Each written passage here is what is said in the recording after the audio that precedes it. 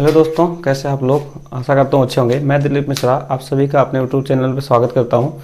तो दोस्तों, आज हम एक इम्पॉर्टेंट टॉपिक के बारे में अध्ययन करने जा रहे हैं, जो कि है वायुमंडल। ठीक है, तो हम जानेंगे कि वायुमंडल क्या है और वायुमंडल की विभिन्न परतें क्या हैं और वायु क्या है। ठीक है, तो पहले तो हम वायुमंडल के बारे में जान लेते हैं कि वायुमंडल किसे कहते हैं। तो वायुमंडल जो है विभिन्न गैसों के का एक मिश्रण है। ठीक है, वायुमंडल क्या है? विभिन्न गैसों का एक मिश्रण है। लिख लेते हैं, वायुमंडल विभिन्न गैसों का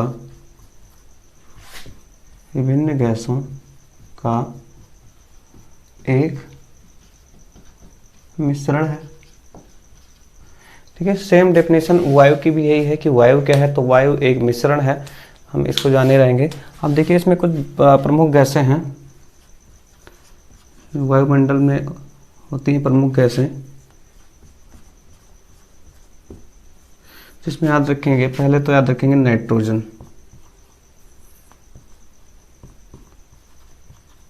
नाइट्रोजन का प्रतिशत कितना है वायुमंडल में? 78% लगभग। ठीक है, उसके बाद में ऑक्सीजन।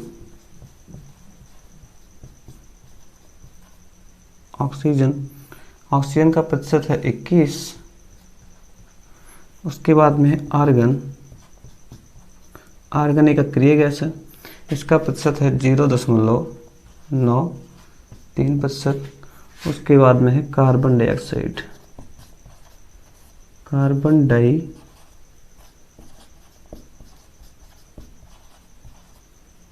ऑक्साइड, ठीक है, इसका प्रतिशत है 0.03%। ठीक है, इसका फॉर्मूला लिख लेते हैं, AN2O2 argon AR carbon dioxide CO2। ठीक है, इसके बाद में कुछ अन्य और गैसें हैं।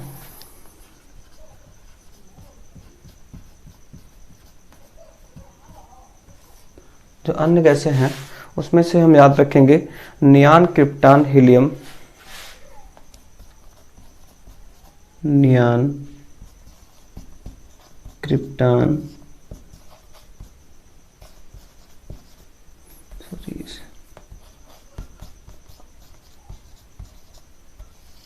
Helium, hydrogen. Neon, krypton, helium, hydrogen. और देखिए सभी लगभग ये अक्रिय गैस हैं। हाइड्रोजन एक अक्रिय गैस नहीं है। ठीक है, उसके बाद में हम याद रखेंगे जेनॉन। ठीक है, क्या रखेंगे? जेनॉन। ठीक है, बाकी इसको आपको ना याद रखें कोई दिक्कत नहीं, बट ये 4 स्टार्ट के आपको याद होने चाहिए। ठीक है, इसका प्रतिशत देख लेते हैं, 0.002%, 0.0001%, 0.0005%, 0.00005%, 0.00009%।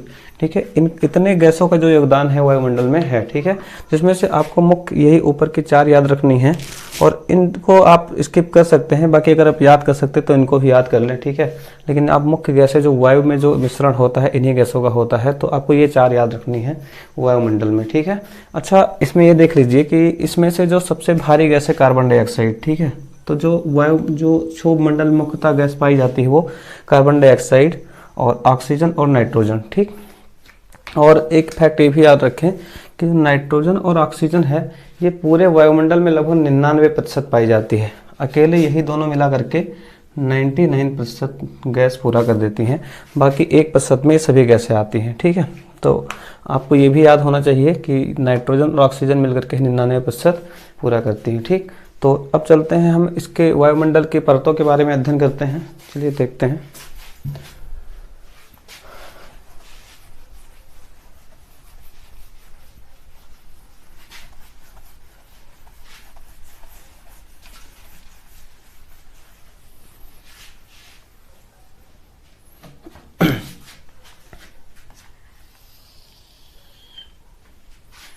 देखिए, सबसे निचली परत जो है वायुमंडल की,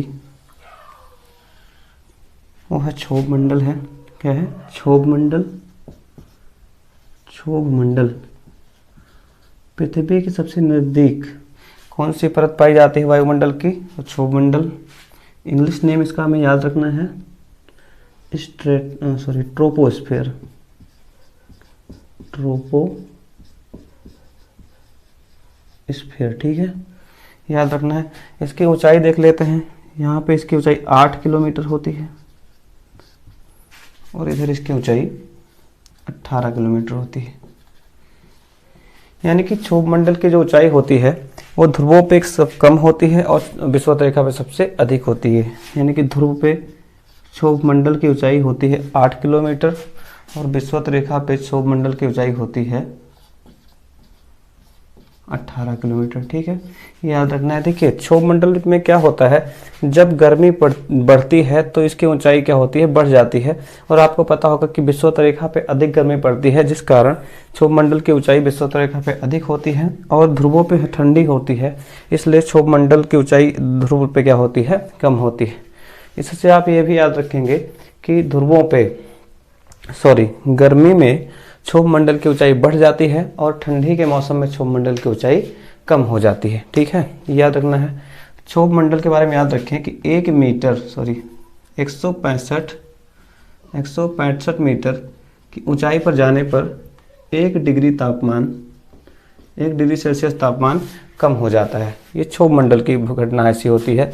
तो अगर क्षोभ मंडल में 1 किलोमीटर ऊपर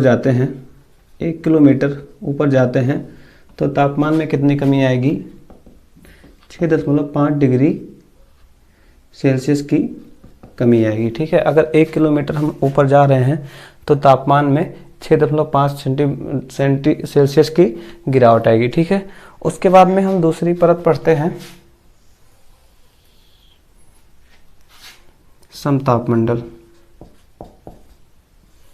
समताप मंडल इंग्लिश में इसको आप याद रखेंगे क्योंकि कभी कभी हिंदी ना पूछ करके इंग्लिश नेम ही पूछ लिया जाता है। स्ट्रेटोस्फेयर, ठीक है। समताप मंडल इंग्लिश में इसको बोलेंगे स्ट्रेटोस्फेयर। चलिए देख लेते हैं इससे क्या क्वेश्चन आता है। चलिए पहले हम क्षोभ मंडल से और कुछ क्वेश्चन पढ़ लेते हैं। मौसम संबंधी घटनाएं घटित होती हैं। मौसम संबंधी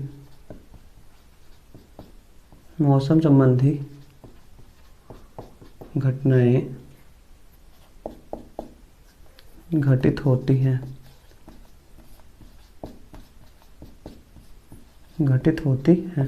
अगर आपसे क्वेश्चन पूछा जाए कि मौसम संबंधी घटनाएं कौन से मंडल में घटित होती हैं तो क्षोभ मंडल में घटित होती हैं, ठीक है, ये आपको याद होना चाहिए। तो जितनी भी मौसम संबंधी घटनाएं घटित होंगी, वर्षा हो, तूफान हो, कुछ भी हो, सभी घटनाएं कहाँ घटित होंगी तो क्षोभ मंडल में घटित होगी, ठीक है। तो ये आपको याद रखना है। अब यहाँ से हम चलते हैं और ये भी आपको पता होना चाहिए कि क्षोभ मंडल जो है पृथ्वी से सबसे नज़दीक मंडल है, सबसे पास का मंडल है, सबसे निम्नतम मंडल है वायुमंडल का, ठीक है। जितनी भी भारी गैसें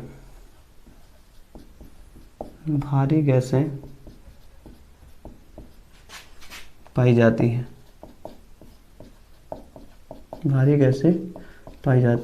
देखिए जो प्रकृति में सबसे भारी गैस पाई जाती है वो कार्बन डाइऑक्साइड होती है, यानी CO2 होती है। और CO2 मुख्यतः क्षोभ मंडल में ही पाई जाती है, जो ग्रीन हाउस गैस है। और यही रीजन है कि क्षोभ मंडल में अगर हम नीचे से ऊपर की तरफ जाते हैं तो तापमान में क्या होती है, गिरावट आती है, क्योंकि जैसे जैसे हम ऊपर जाएंगे ग्रीन हाउस गैस यानी CO2 में क्या होगी, गिरावट आएगी और तापमान में भी क्या होगी, कमी आएगी, ठीक है।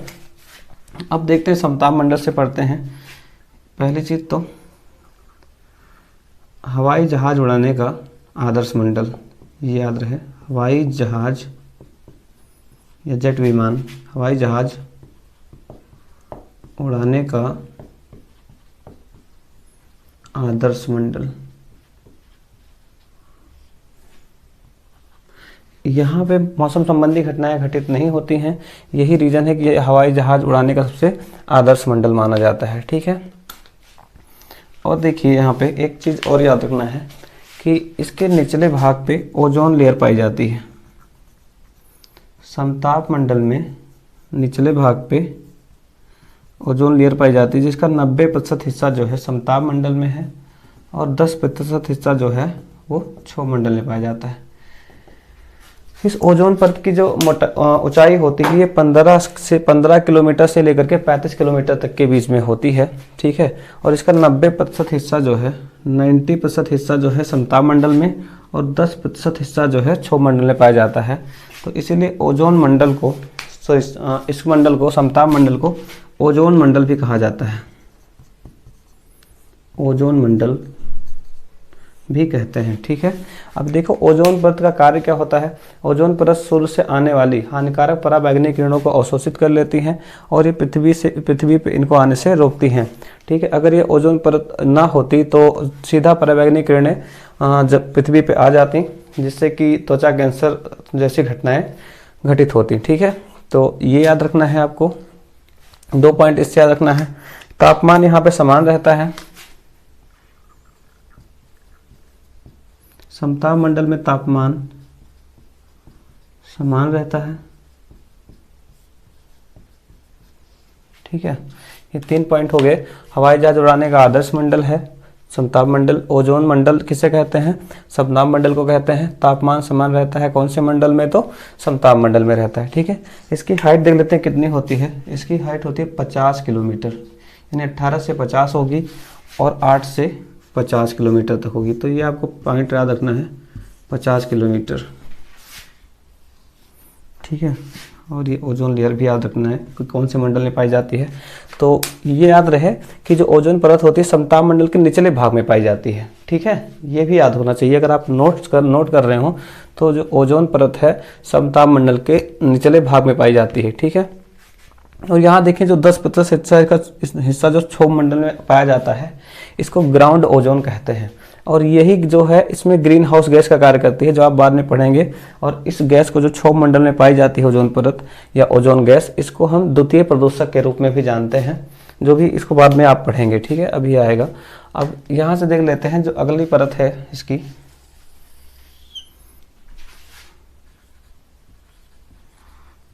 मध्यमंडल, मेजोस्फीयर, मेजोस्फीयर, ठीक है। इसमें देखिए इससे क्या क्वेश्चन आता है, पहले तो इसकी ऊंचाई हम देख लेते हैं कितने किलोमीटर तक होती है। 50 से लेकर के 80 किलोमीटर, 50 से लेकर के 80 किलोमीटर तक, ठीक है। तो इससे इधर भी आप लिखते हैं 50 किलोमीटर से 80 किलोमीटर के बीच की जो परत पाई जाती है वायुमंडल की, उसे हम कहते हैं मध्यमंडल, ठीक है। इससे देखते हैं क्वेश्चन कैसे पूछा जाता है। पहले तो यहाँ पे देखिए, अभी यहाँ पे क्या हो रहा था, जब यहाँ से हम ऊपर की तरफ जा रहे थे तो तापमान में कमी आ रही थी। सेम प्रोसेस यहाँ पे, ये प्रोसेस घटित नहीं होता है, यहाँ पे तापमान समान होता है। फिर से यहाँ से जैसे ऊपर क्रम में जाएंगे तो तापमान में क्या होगी, कमी आएगी। और सबसे अधिक तापमान जो होता है वो मध्यमंडल में होता है, -100 डिग्री सेल्सियस, -100 डिग्री सेल्सियस तापमान होता है। तो आपसे क्वेश्चन आया, अगर सबसे कम तापमान कौन से मंडल में होता है, तो मध्यमंडल में होता है, ठीक है। -100 डिग्री सेल्सियस तक तापमान इस मंडल में पहुंच जाता है, ठीक है। इसके बाद में सबसे अधिक दाब होता है, दाब सबसे अधिक होता है, ठीक है। और तीसरा पॉइंट ये इंपॉर्टेंट है, उल्का संबंधी घटनाएं घटित होती हैं, उल्का संबंधी घटनाएं घटित होती हैं।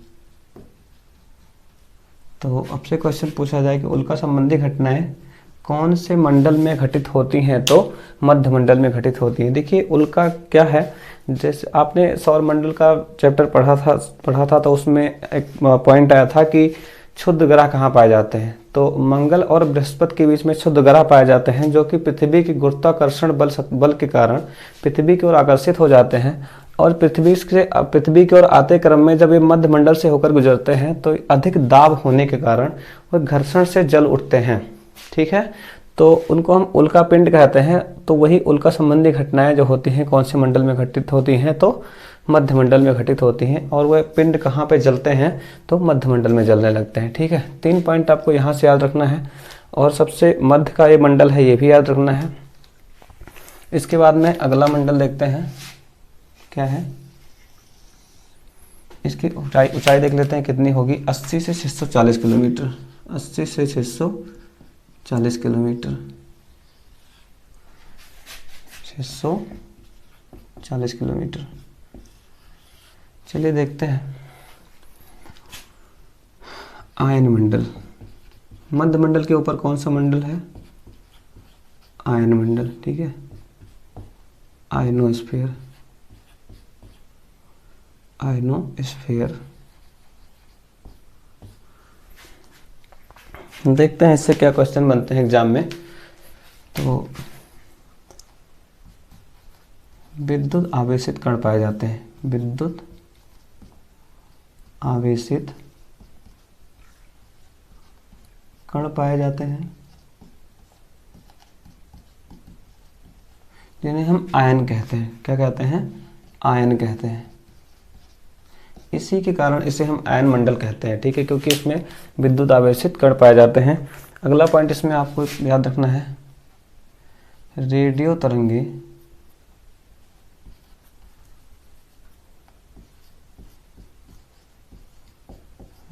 तरंगे परावर्तित होकर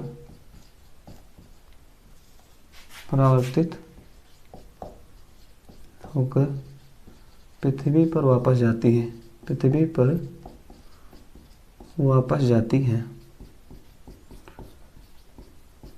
तो अगर आपसे ये क्वेश्चन पूछे कि रेडियो तरंगे कौन से मंडल से, वायुमंडल के कौन से मंडल से होकर के परावर्तित होती हैं, तो आयन मंडल से होकर के परावर्तित होती हैं और पृथ्वी पर पुनः वापस जाती हैं, ठीक है। इससे से दो पॉइंट आपको याद रखने हैं, ठीक है। और अब इसके ऊपर जो है वह वायुमंडल, ठीक है, या वायुमंडल, क्या है, वायुमंडल, एक्सोस्फीयर,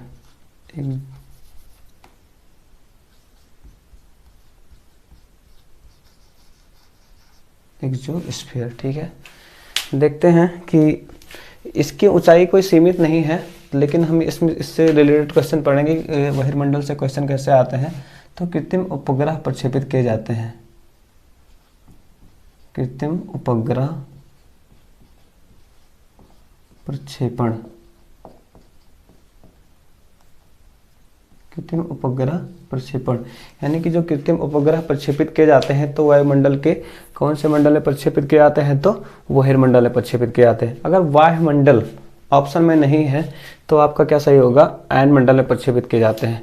एक पॉइंट ये भी याद रख लें कि ये जो दो मंडल हैं, आयन मंडल और वायुमंडल, इनको हम ताप मंडल भी कहते हैं, ताप मंडल, क्योंकि क्या होता है, यहाँ पे यहाँ पे तापमान जो होता है -100 डिग्री सेल्सियस तक हो जाता है, लेकिन उसके ऊपर जब जाते हैं तो तापमान में क्या होने लगती है, वृद्धि होने लगती है, जिससे कि इसमें तापमान बहुत अधिक हो जाता है, ठीक है। तो अगर सबसे ज़्यादा तापमान किस में होगा, तो वायुमंडल में होगा, और इन दोनों मंडल को हम ताप मंडल के नाम से भी जानेंगे, ठीक है।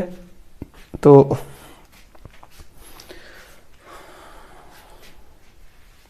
चलिए देखते हैं, इसमें आप देख लेते हैं फिर से एक बार कि सबसे निचला, सबसे पहला मंडल क्या है। फर्स्ट नंबर पे क्या है, क्षोभ मंडल, सेकंड नंबर पे क्या है, समताप मंडल, थर्ड नंबर पे क्या है, मध्य मंडल, फोर्थ पे आयन मंडल, और फिफ्थ पे क्या है, वायुमंडल, ठीक है। तो टोटल 5 परतें हैं, और इनका आपको क्रम याद रखना है, क्योंकि सीधा यही क्वेश्चन पूछा जाता है कि क्रम से सजाने में आ सकता है क्वेश्चन ये।